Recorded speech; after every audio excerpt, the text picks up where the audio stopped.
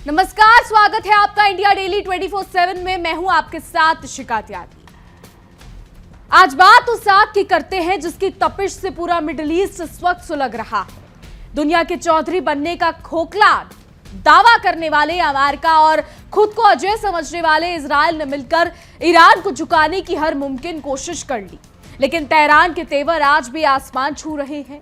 अपनी नाकामी को छिपाने के लिए अब अमेरिकी राष्ट्रपति डोनाल्ड ट्रंप गीदड़ भक्की पर उतर आए हैं और ईरान को 24 घंटे एक ऐसा अल्टीमेटम दे रहे हैं जिसे सुनकर हंसी भी आती है और उनकी बौखलाहट पर तरस भी आता है।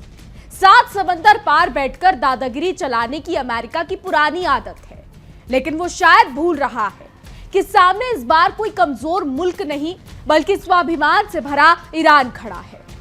वॉशिंगटन के एयर कंडीशन कमरों में बैठकर धमकियां देना बहुत आसान होता है, लेकिन जब जमीन पर उतरकर मुकाबला करना पड़े तो अमेरिका के भी पसीने छूट जाते हैं। ट्रंप प्रशासन ने ईरान को सीधे और बिचौलिए के जरिए संदेश भिजवाया है कि अगर उसने स्ट्रेट ऑफ हॉर्मुज को पूरी तरह व्यावसायिक जहाजों के लिए खोलने का सार्वजनिक ऐलान नहीं किया तो अंजाम भुगतने के लिए तैयार रहे। इसे कहते हैं खिसियानी बिल्ली खंबा नोचे। खुद तो महीनों से इजराइल के कंधे पर बंदूक रखकर मिसाइलें दाग रहे हैं और जब ईरान ने अपनी संप्रभुता के लिए करारा जवाब दिया तो अब समझौते की दुहाई देकर उल्टा चोर कोतवाल को डांटे कर रहे हैं। अमेरिका चाहता है कि ईरान अपनी धरती पर घुटने टेके, गिड़गिड़ाए और ये स्वीकार करे कि उसने जो भी किया वो गलत था। वाह रे अमेरिकी इंसाफ, पहले खुद इजराइल के साथ मिलकर फरवरी के आखिर में ईरान पर सैन्य हमला करो, उसके इंफ्रास्ट्रक्चर को तबाह करने की साजिश रचो और जब ईरान पलटवार करते हुए स्ट्रेट ऑफ हॉर्मुज की नाकेबंदी कर दे तो मिर्ची वॉशिंगटन को लगने लगती है। ट्रंप साहब कह रहे हैं कि तेहरान के साथ समझौते की गुंजाइश अब खत्म हो चुकी है, लेकिन सच तो यह है कि अमेरिका की खोखली धमकियों की साख अब खुद दुनिया के सामने खत्म हो चुकी है। इस पूरे टकराव के केंद्र में सिर्फ महाशक्तियों का अहंकार नहीं है, बल्कि उस जमीनी हकीकत का टकराव है जिसे पश्चिमी मीडिया हमेशा दबाने की कोशिश करता है। तेहरान की सड़कों से लेकर दक्षिणी लेबनान के बख्तरबंद मोर्चों तक जंग का ऐसा मंजर तैयार हो चुका है जहां खोने के लिए अब किसी के पास कुछ नहीं बचा। इजराइल के प्रधानमंत्री बेंजामिन नेतन्याहू रक्षा बजट बढ़ाने के ढोल पीट रहे हैं, तो वहीं दूसरी तरफ ईरान के आम लोग मलबे के बीच खड़े होकर भी अपनी सरकार के साथ चट्टान की तरह मुस्तैद हैं। यह लड़ाई अब सिर्फ हथियारों की नहीं बल्कि आत्मसम्मान और वजूद की बन चुकी है। इजराइल के प्रधानमंत्री बेंजामिन नेतन्याहू ने साफ लफ्जों में कहा है कि चाहे दुनिया इधर की उधर हो जाए, कोई समझौता हो या ना हो, इजराइल किसी भी हाल में ईरान को परमाणु हथियार हासिल करने नहीं देगा। वायुसेना के नए पायलटों के दीक्षांत समारोह में छाती ठोकते हुए नेतन्याहू ने अपनी नीति साफ कर दी कि वो विदेशी हथियारों पर अपनी निर्भरता को पूरी तरीके से खत्म करने जा रहे हैं। उनका मानना है कि अगर समय रहते अमेरिका और इजराइल ने ईरान पर घातक हमले नहीं किए होते तो आज ईरान परमाणु हथियारों से लैस होकर उनके सिर पर नाच रहा होता। तो अपनी इसी सनक को अमली जामा पहनाने के लिए इजराइल ने अगले 10 सालों में अपने रक्षा बजट में 350 अरब शेकेल यानी करीब 106 अरब अमेरिकी डॉलर की भारी भरकम बढ़ोतरी का ऐलान कर दिया है। इस बजट का एक बहुत बड़ा हिस्सा वायुसेना को और आधुनिक बनाने तथा इजराइल के भीतर ही बड़े पैमाने पर गोला बारूद बनाने वाले कारखानों को खड़ा करने में किया जाएगा। नेतन्याहू का यह कदम साफ दिखाता है कि उन्हें भी अब अपने आका अमेरिका की ढुलमुल नीतियों पर पूरा भरोसा नहीं रहा और वो अपने पैर पर कुल्हाड़ी मारने के बजाय खुद को आत्मनिर्भर बनाने के ढोंग में लग गए हैं। दूसरी तरफ इजराइल के सेना प्रमुख और नए रक्षा मंत्री, या यूं कह ले कि पुराने रक्षा मंत्री इजराइल काट्स ने लेबनान और ईरान की सीमा पर अपनी फौज को हाई अलर्ट पर रखा हुआ है। काट्स ने तो ये तक कह दिया है कि जब तक हिजबुल्लाह का एक एक लड़ाका अपने हथियार नहीं डाल देता और पूरी तरह निशस्त्र नहीं हो जाता तब तक इजरायली सेना लेबनान की धरती से टस से मस नहीं होगी। उन्होंने बड़े अहंकार के साथ कहा कि लेबनान में घुसने के लिए इजराइल ने किसी से इजाजत नहीं मांगी थी और वहां डटे रहने के लिए भी उन्हें किसी के परमिट की जरूरत नहीं है। इजरायली सेना ने दक्षिणी लेबनान में पश्चिम में भूमध्य सागर से लेकर ब्यूफोर्ट किले तक और पूर्व में माउंट हरमोन तक एक मजबूत सुरक्षा घेरा यानी बफर जोन बना लिया है। लेकिन इजराइल ये भूल रहा है कि जबरन बनाई गई ये सीमाएं कभी किसी को सुरक्षा नहीं दे पाई। इतिहास गवाह है कि जो दूसरों के लिए गड्ढा खोदता है एक दिन खुद उसी में गिरता है। हिजबुल्लाह को पूरी तरह खत्म करने का दावा करने वाला इजराइल खुद लेबनान के इस दलदल में ऐसा फंसा है कि अब उसे निकलने का रास्ता नहीं सूझ रहा। इस बारूद की गंध के बीच जब ईरान की राजधानी तेहरान का रुख करते हैं तो वहां की दीवारों पर एक ही नारा गूंजता सुनाई देता है, तलवार पर खून की जीत। करबला के मैदान से निकली ये वो इबारत है जिसे ईरान का हर बच्चा घुट्टी में पीकर बड़ा होता है। इस दर्शन का सीधा सा मतलब है कि जब हक, सच और वजूद के लिए खून बहाया जाता है तो वो जुल्म और ताकत की किसी भी आधुनिक तलवार से कहीं ज्यादा ताकतवर साबित होता है। आखिर में तानाशाह की तलवार हार जाती है और शहीद का खून जीत जाता है। अयातुल्लाह अली खामनेई की शहादत के बाद तेहरान की आवाम के लिए ये लाइन महज एक नारा नहीं बल्कि आंखों के सामने जीती जागती हकीकत बन चुकी है। युद्ध के तुरंत बाद जब तेहरान की नफ्स को टटोला गया तो पाया कि खामनेई का जनाजा सिर्फ एक मजहबी रस्म नहीं था बल्कि वो बिखरी हुई कौम को एक झंडे के नीचे दोबारा इकट्ठा करने का सबसे बड़ा जरिया बन गया। ये जनाजा एक साथ 3 मोर्चों पर काम कर रहा था। अपने नेता को आखिरी विदाई देना, नई हुकूमत और नए वारिस को वैधता दिलाना और वॉशिंगटन के आकाओं को यह दिखाना कि तुम्हारी मिसालें हमारे हौसलों को हिला भी नहीं पाई। तेहरान के एक व्यस्त बाजार के बीच से मुड़ने वाली उस तंग गली में स्थित खामनेई के घर पर आज भी लोगों का तांता लगा हुआ है। हैरत की बात तो यह है कि जो लोग कल तक इस्लामिक रेवोल्यूशनरी IRGC की नीतियों के घोर विरोधी थे या खामनेई के रूढ़वादी विचारों से इत्तेफाक नहीं रखते थे, आज वो भी उन्हें एक सुर में शहीद मान रहे हैं। जब मुल्क पर बाहरी खतरा मंडराता है तो आपसी मतभेद काफुर हो जाते हैं। ईरान के लोगों का साफ मानना है कि घर की लड़ाई बाद में लड़ लेंगे, लेकिन इस वक्त दुश्मन के सामने एक चट्टान बनकर खड़ा होना पहली शर्त है। पश्चिमी मीडिया ने अफवाह फैलाई थी कि अमेरिकी और इजरायली बमबारी से ईरान के लोग खौफजदा हैं और अपने घरों में दुबके हुए हैं, लेकिन हकीकत इसके बिल्कुल उलट थी। जब आसमान से मिसाइलें बरस रही थी और सायरन गूंज रहे थे तब भी तेहरान के बाजार गुलजार थे। रातों को शहरों के बड़े चौराहों पर आम परिवार बच्चों के साथ सड़कों पर जमा होते थे। कुछ लोग इसे जनता की सामूहिक एकजुटता और अटूट हौसले की मिसाल कह रहे हैं, तो कुछ इसे सरकार द्वारा प्रायोजित एक नाटक है उसका हिस्सा मानते हैं। लेकिन सच यही है कि खौफ का नामो निशान वहां नहीं था। ये बहुत पुरानी रीत रही है कि जब भी कोई बड़ी मुसीबत या राष्ट्रीय शौक का वक्त आता है तो लोग अकेले कमरों में रोने की बजाय सड़कों पर सामूहिक रूप से जमा होते हैं। ईरान की रीत है। उनका मानना है कि जब दुख को बांट लिया जाता है तो वो सहने के काबिल बन जाता है। यही सामूहिक शौक जरूरत पड़ने पर एक ऐसी राजनीतिक और सैन्य ताकत में तब्दील हो जाता है जिससे टकराने की हिम्मत दुनिया की बड़ी से बड़ी सेना में नहीं होती। साल 1979 की इस्लामिक क्रांति के दौरान भी दुनिया ने ईरान की इसी सामूहिकता का रौद्र रूप देखा था।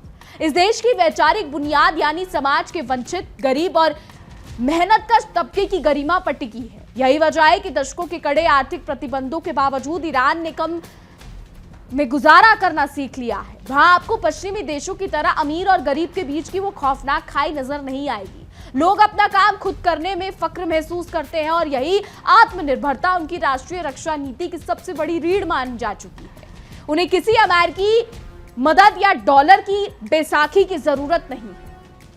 जिन नागरिकों के घर हालिया बमबारी में पूरी तरह जमींदोज हो गए हैं, ईरानी सरकार ने उन्हें लावारिस नहीं छोड़ा। उन्हें तुरंत शानदार होटलों और सर्विस डिपार्टमेंट में शिफ्ट किया गया, जो कि रिपोर्ट्स दावा कर रही हैं। हालांकि कितना सच है ये तो ईरान जानता है, जहां उनके रहने खाने का पूरा इंतजाम तब तक के लिए किया गया जब तक उनके नए घर बनकर तैयार ना हो जाते। ये संकट के समय में एक मजबूत प्रशासनिक तंत्र की कार्य कुशलता को साबित करता है। ये इस बात का भी सीधा संकेत है कि युद्ध की विभीषिका के बीच भी ईरान का सिस्टम पूरी तरीके से सुचारू रूप से काम कर रहा है। अब जरा रुक करते हैं अमेरिका के उस 24 घंटे वाले अल्टीमेटम का, जिसने इस तनाव को चरम पर पहुंचा दिया है। मीडिया रिपोर्ट्स के मुताबिक ट्रंप प्रशासन ने अपनी साख बचाने के लिए आखिरी दांव खेला है। अमेरिका चाहता है कि ईरान सार्वजनिक मंच पर आकर ये कसम खाए कि वो अंतरराष्ट्रीय जहाजों की आवाजाही पर कोई रोक नहीं लगाएगा और स्ट्रेट ऑफ हॉर्मुज को हमेशा के लिए खुला रखेगा। अमेरिका की इस मांग के पीछे का डर साफ समझा जा सकता है, क्योंकि इस जलमार्ग के बंद होने का मतलब है पूरे पश्चिमी अर्थव्यवस्था का भट्टा बैठ जाना। वॉशिंगटन इस बात से बुरी तरीके से तलमिलाया हुआ है कि ईरान ने पिछले महीने हुए समझौता ज्ञापन यानी MOU की धज्जियां उड़ा दी। अमेरिका का आरोप है कि ईरान ने उसकी कमर्शियल जहाजों को निशाना बनाया, जिसके जवाब में अमेरिकी फौज को 2 बार जवाबी कार्रवाई करनी पड़ी। लेकिन अमेरिका यह छुपा जाता है कि इन जहाजों के जरिए वो मिडिल ईस्ट में हथियारों की तस्करी और जासूसी का नेटवर्क चला रहा था। जब ईरान ने चोर को रंगे हाथों पकड़ा तो अमेरिका अब समझौते के उल्लंघन का रोना रो रहा है। तनाव के इस बेहद नाजुक मोड़ पर शनिवार को ओमान की राजधानी मस्कट में एक बेहद अहम और संवेदनशील बैठक होने जा रही है। इस बैठक में ईरानी और ओमानी अधिकारियों के बीच बंद कमरों में रणनीतिक तैयारियां होंगी। अमेरिका टकटकी लगाए इस बैठक की तरफ देख रहा है कि शायद ओमान के जरिए ईरान को थोड़ा नरम किया जा सके। ईरान के विदेश मंत्री अब्बास अराक्ची खुद मस्कट पहुंच रहे हैं। हालांकि ईरानी मीडिया का कहना है कि यह दौरा पिछले 2 महीनों से चल रही सामान्य कूटनीतिक बातचीत का हिस्सा है, लेकिन दुनिया जानती है कि असली एजेंडा क्या है। स्ट्रेट ऑफ हॉर्मुज की अहमियत को समझे बिना इस पूरी जंग के खेल को नहीं समझा जा सकता।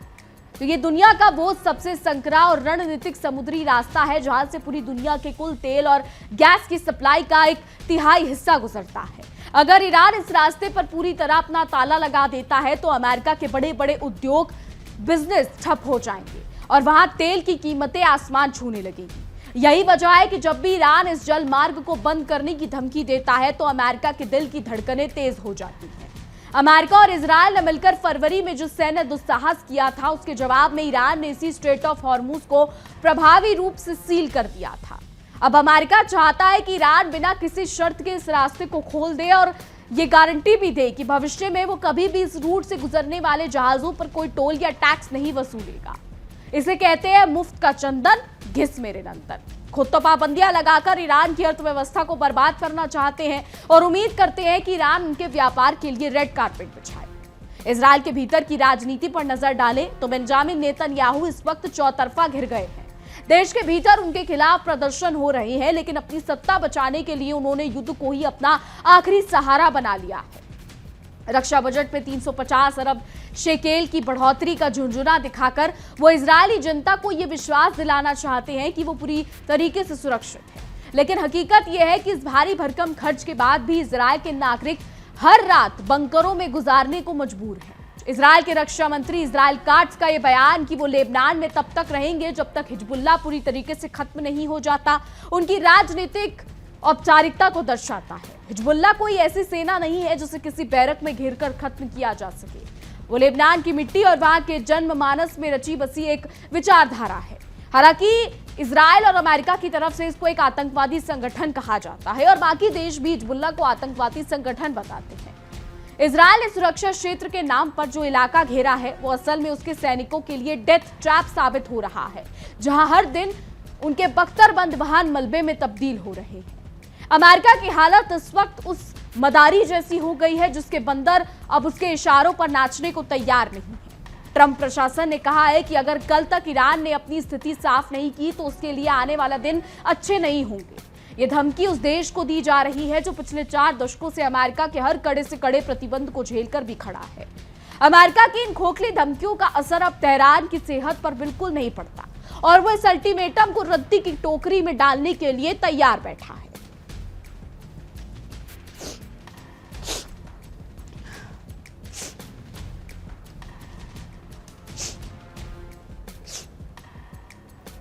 तेहरान में आवाम का मूड भांपने के बाद यह साफ हो जाता है कि अमेरिकी प्रतिबंधों ने ईरान को तोड़ने की बजाय और मजबूत बना दिया है। जिस देश ने दशकों से अभाव में जीना सीख लिया हो उसे आप आर्थिक मंदी या युद्ध का डर दिखाकर झुका नहीं सकते। पश्चिमी देशों की यह सबसे बड़ी भूल रही है कि वो हर मुल्क को अपने पाउंड और डॉलर के तराजू में तोलते हैं। ईरान के पास भले ही आधुनिकतम अमेरिकी फाइटर जेट्स ना हो, लेकिन उनके पास वो वैचारिक जज्बा है जो किसी भी मिसाइल से ज्यादा मारक है। मस्कट में होने वाली बैठक पर पूरी दुनिया की नजरें इसलिए भी टिकी क्योंकि ओमान हमेशा से अमेरिका और ईरान के बीच एक बैक चैनल मध्यस्थ की भूमिका निभाता रहा है। अमेरिकी अधिकारियों को उम्मीद है कि ओमान के सुल्तान ईरान के विदेश मंत्री अब्बास अराक्ची को समझाकर कोई बीच का रास्ता निकाल लेंगे, लेकिन ईरान ने पहले ही साफ कर दिया है कि बातचीत तभी होगी जब अमेरिका अपनी दादागिरी बंद करेगा और इजरायल लेबनान तथा सीरिया की सीमाओं से अपनी सेनाओं को वापस बुलाएगा। इस पूरे घटनाक्रम में डोनाल्ड ट्रंप की भूमिका एक ऐसे शख्स की है जो अपनी हर हार के बाद दाव को दोगुना कर देता है। उन्होंने पहले तो परमाणु समझौते से कदम पीछे खींचे, फिर कड़े प्रतिबंध लगाए और जब उससे भी बात नहीं बनी तो सैन्य हमलों को हरी झंडी दे दी। अब जब पानी सर से ऊपर गुजर चुका है तो वो 24 घंटे की मोहलत देकर अपनी बची कुछ साख बचाने की नाकाम कोशिश कर रहे हैं। वॉशिंगटन का ये रवैया अंतरराष्ट्रीय कूटनीतिक मर्यादाओं का सरासर मजाक उड़ाने जैसा है। इजरायली सेना के टॉप कमांडर भले ही कागजों पर सुरक्षा जोन का नक्शा खींचकर अपनी पीठ थपथपा रहे हैं, लेकिन जमीनी हकीकत ब्यूफोर्ट किले के पास कुछ और ही बयां कर रही है। भूमध्य सागर से लेकर माउंट हरमोन तक फैले इस इलाके में इजरायली सैनिकों के पैर उखड़ रहे हैं। हिजबुल्लाह के गुरीला लड़ाके अपने घरेलू मैदान पर इजरायल की आधुनिक तकनीक को पानी पिला रहे हैं। गार्ड्स का यह कहना कि उन्हें किसी की अनुमति की जरूरत नहीं है, असल में उनकी हताशा को छिपाने की एक नाकाम कोशिश है। ईरान की इस आत्मनिर्भरता का ही नतीजा है कि आज वो अपनी मिसाइलें, ड्रोन और रक्षा प्रणालियां खुद तैयार कर रहा है। दशकों पहले जब अमेरिका ने उसके सारे रास्ते बंद कर दिए थे, तब ईरान ने रोने के बजाय अपने वैज्ञानिकों और इंजीनियरों पर भरोसा किया। आज उसी का परिणाम है कि अमेरिका को स्ट्रेट ऑफ हॉर्मूज को खुलवाने के लिए ईरान के सामने गिड़गिड़ाना पड़ रहा है और अल्टीमेटम की आड़ में अपनी कमजोरी को छिपा रहे हैं। तो शहादत को एक उत्सव और जीत की तरह ईरान में देखा जाता है, जिसे समझने में पश्चिमी रणनीतिकार हमेशा नाकाम रहे हैं। खामनेई की मौत के बाद जो खालीपन पैदा होने की उम्मीद अमेरिका लगा रहा था, उसकी जगह एक अभूतपूर्व राष्ट्रीय एकता ने ले ली है। राजनीतिक विश्लेषकों का मानना है कि ट्रंप का अल्टीमेटम ईरान की इस आंतरिक एकता को और ज्यादा मजबूत करेगा, क्योंकि जब भी बाहर से कोई बड़ा खतरा आता है, ईरानी समाज अपने सारे आपसी मतभेदों को भूलकर एक मुट्ठी बन जाते हैं। कुल मिलाकर मिडिल ईस्ट का ये चक्रव्यूह अब उस मुकाम पर पहुंच गया है जहां से पीछे हटना किसी भी पक्ष के लिए मुमकिन नहीं है। ट्रंप का 24 घंटे का समय खत्म होने की कगार पर है। ओमान में कूटनीतिक बिसात बिछ चुकी है और इजराइल अपने नए रक्षा बजट के पूते जंग की आग को और भड़काने में जुटा है। देखना बेहद दिलचस्प होगा कि क्या अमेरिका अपने इस अल्टीमेटम के बाद सीधे युद्ध में कूदने की हिम्मत दिखा पाता है, या फिर हर बार की तरह इस बार भी उसकी धमकियां ऊंची दुकान फीका पकवान साबित होती। तो इस महासंग्राम का एक और छुपा हुआ पहलू यह भी है कि मिडिल ईस्ट की इस जंग ने वैश्विक कूटनीति के कई मुखौटों को नोच कर फेंक दिया है। जो देश कल तक मानव अधिकारों और अंतर्राष्ट्रीय कानूनों की दुहाई देते नहीं थकते थे, आज वो इजराइल के इस खूनी खेल पर पूरी तरह चुप है। अमेरिका भले ही खुद को दुनिया का सबसे बड़ा लोकतंत्र कहे, लेकिन जब बात उसके हितों और उसके लाडले इजराइल की आती है तो उसके सारे सिद्धांत काफुर हो जाते हैं। ट्रंप प्रशासन की ये दोहरी नीति अब दुनिया के सामने पूरी तरह बेनकाब हो चुकी है और यही वजह है कि अब कोई भी मुल्क वॉशिंगटन की नीयत पर भरोसा करने को तैयार नहीं। इधर तेहरान के रणनीतिकारों ने भी अपनी चालें बहुत सोच समझकर चली हैं। उन्हें अच्छी तरह मालूम है कि अमेरिका सिर्फ धमकियों का सौदागर है, क्योंकि उसकी अपनी अर्थव्यवस्था इस वक्त कई मोर्चों पर अंदर से खोखली हो रही है। अगर ट्रंप ने सच में ईरान पर कोई बड़ा सीधा हमला करने की हिमाकत की तो ये मधुमक्खी के छत्ते में हाथ डालने जैसा होगा। ईरान की मिसाइलें न सिर्फ इजराइल के चप्पे चप्पे को निशाना बनाने की ताकत रखती हैं, बल्कि खाड़ी देशों में मौजूद अमेरिकी सैन्य ठिकानों को भी पल भर में खाक में मिलाने का दम रखती हैं। तो इस तनाव के बीच इजराइल के भीतर आम जनता का सब्र अब पूरी तरीके से जवाब दे रहा है। नेतन्याहू भले ही रक्षा बजट में अरबों शेकेल जोड़ने की डींगे हाँक रहे हो, लेकिन वो अपनी जनता को वो सबसे बुनियादी चीज नहीं दे पा रहे हैं जिसकी उन्हें सबसे ज्यादा जरूरत है, और वो है अमन और चैन। तेल अवीव और हाइफा जैसे बड़े शहरों में लोग सरकार के खिलाफ सड़कों पर उतर आए हैं। उनका साफ कहना है कि बेंजामिन नेतन्याहू अपनी कुर्सी बचाने के लिए पूरे देश को युद्ध की भट्टी में झोंक रहे हैं। इस आंतरिक असंतोष ने इजरायली हुकूमत की रातों की नींद उड़ाकर रख दी है। बता दें, लेबनान के मोर्चे पर इजराइल गार्ड्स का यह दावा कि उन्होंने एक अभेद्य सुरक्षा जोन बना लिया है, पूरी तरीके से हवाई साबित हो रहा है। दक्षिणी लेबनान की पहाड़ियों और घाटियों में हिजबुल्लाह के लड़ाके इजरायली सेना के लिए काल बन चुके हैं। इतिहास गवाह है कि छापामार युद्ध में तकनीक और भारी हथियार तब तक बेअसर हो जाते हैं जब तक कि आपको उस जमीन की रग रग का अंदाजा ना हो। इजरायली सैनिक वहां अंधों में काना राजा बनने की कोशिश कर रहे हैं, लेकिन हिजबुल्लाह के हर पलटवार के बाद उन्हें अपनी औकात समझ आ जाती है। हालांकि हिजबुल्लाह भी कोई दूध का धुला नहीं है, इसको आतंकवादी संगठन कहा जाता है। बात करें अमेरिका की, तो अमेरिका ने ईरान को जो 24 घंटे का अल्टीमेटम दिया है, उसकी उल्टी गिनती अब खत्म होने को है, लेकिन तेहरान में किसी के माथे पर शिकन तक नहीं है। वहां के बाजारों में रौनक वैसी ही है और लोगों का हौसला 7वें आसमान पर है। एक ईरानी नागरिक ने कूटनीतिक गलियारों में चल रही इस चर्चा पर तंज कसते हुए कहा कि अमेरिका हमें डराने की कोशिश ना करे। हम वो कौम हैं जो लोहे को चबाकर थूकना जानते हैं। दशकों के प्रतिबंधों ने इस पूरे समाज को इतना सख्त बना दिया है कि अब उन्हें किसी भी बाहरी दबाव से रत्ती भर भी फर्क नहीं पड़ता। तो ओमान के मस्कट में होने वाली बैठक को लेकर वॉशिंगटन में बैठे अधिकारी अपनी उंगलियां चटका रहे हैं। उन्हें उम्मीद है कि शायद ओमान का सुल्तान ईरान के विदेश मंत्री अब्बास अराक्ची को थोड़ा नर्म पड़ने के लिए मना लेंगे ताकि स्ट्रेट ऑफ हॉर्मुज का संकट टल सके। लेकिन अमेरिका ये भूल रहा है कि कूटनीति हमेशा बराबरी के स्तर पर होती है, डंडे के जोर पर नहीं। ईरान ने अपनी शर्तों को पहले ही पटल पर रख दिया है। जब तक इजराइल के हमले नहीं रुकते और अमेरिका अपनी दादागिरी से पीछे नहीं हटता, तब तक बातचीत का कोई भी टेबल बेमानी है। इस पूरी रसाकशी ने यह भी साबित कर दिया है कि दुनिया अब उस दौर से बाहर निकल चुकी है जहां सिर्फ एक महाशक्ति का हुक्म चलता था। आज ईरान अकेला नहीं है, बल्कि उसकी आत्मनिर्भरता और उसकी इकलौती सोच के पीछे कई ऐसे अदृश्य ताकतें खड़ी है जो अमेरिका के इस तानाशाही रवैये को बर्दाश्त करने के मूड में बिल्कुल नहीं है। ट्रंप साहब कह रहे हैं कि समझौते की गुंजाइश खत्म हो चुकी है, तो ईरान भी सीना तान कर कह रहा है कि हमें तुम्हारे किसी समझौते की भीख की जरूरत भी नहीं है।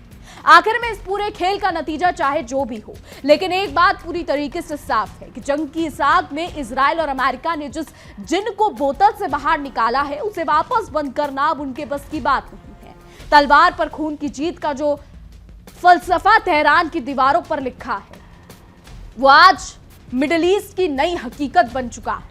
अमेरिका का ये 24 घंटे का अल्टीमेटम इतिहास के पन्नों में उसकी बौखलाहट का एक और दस्तावेज जो है उसके रूप में दर्ज होने वाला है, क्योंकि स्वाभिमान की इस लड़ाई में जीत हमेशा हौसले की होती है, खोखली धमकियों की नहीं। अब आने वाला समय बताएगा कि खाड़ी में क्या होता है। फिलहाल हमारी आज की रिपोर्ट में बस इतना ही। तमाम खबरों के लिए देखते रहिए इंडिया डेली 24/7। देखिए इंडिया डेली 24/7 अब आपकी स्मार्ट टीवी पर। इंडिया डेली मौजूद है सभी डिजिटल प्लेटफॉर्म पर लाइव और लगातार। इंडिया डेली 24/7 हर दिन राष्ट्र को समर्पित।